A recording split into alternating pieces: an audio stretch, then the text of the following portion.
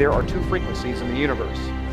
One on one side, one on the other. And you will either submit to one or you'll submit to the other, but you cannot submit to both. I'm going to suggest to you that the number one way that the enemy gets a foothold in our lives is through this.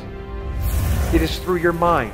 Recognize the frequency immediately when you have a thought. Your enemy is not your spouse.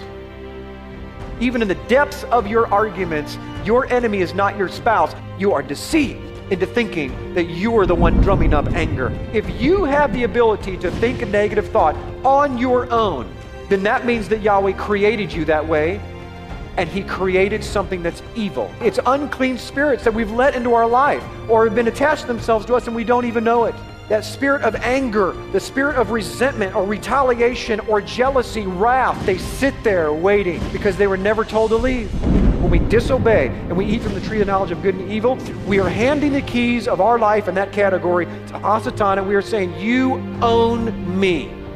How many hours are there in the week? A lot. But out of all those hundreds of hours, how many hours do you spend praying? Are you spiritual or not? Are you in war or are you not? Are you in His kingdom or Satan's kingdom?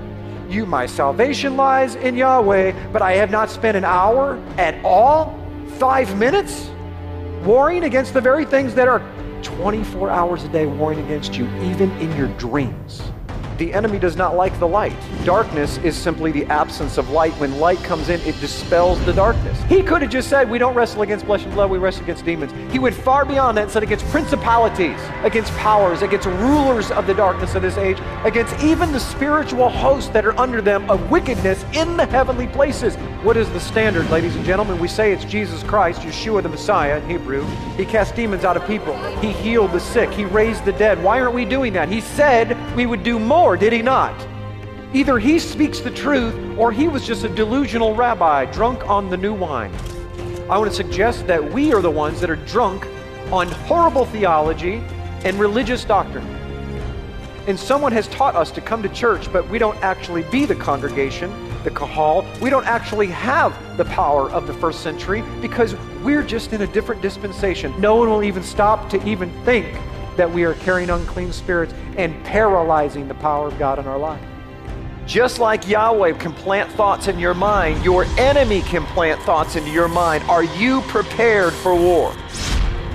Do you want to win the battles in your life? Do you want to be used by God in this war that we are in? Then you better know how the spiritual realm works, because I can assure you, ladies and gentlemen, your enemy knows how you work.